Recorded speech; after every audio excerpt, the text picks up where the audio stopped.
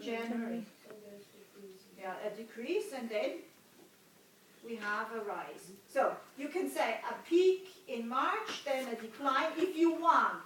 Yeah, if you have time, the leveling off June, July, but you can also ignore that because it goes down then again. Reaching the low, that is important, most important low in November, and then as a gradual increase with the forecast. Yeah? Now, reasons. Dollar's value against the euro. What can we think of? We can think of the dollar if the dollar increases. That means what against the euro?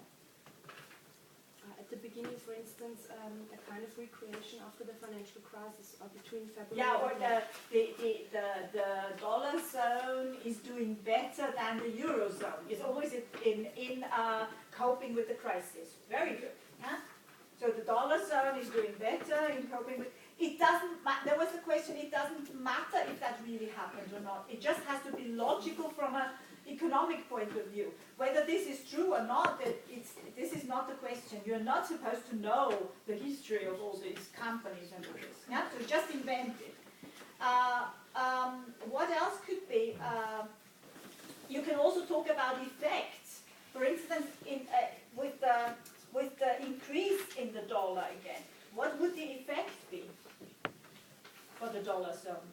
If the dollar is more expensive, it is more difficult to export. Yeah? And here you can also use that with the decline of the dollar. You could say also something like, well, the advantage of the decline in the dollar is that imports, that exporting is getting easier, but imports are getting more expensive. Yeah?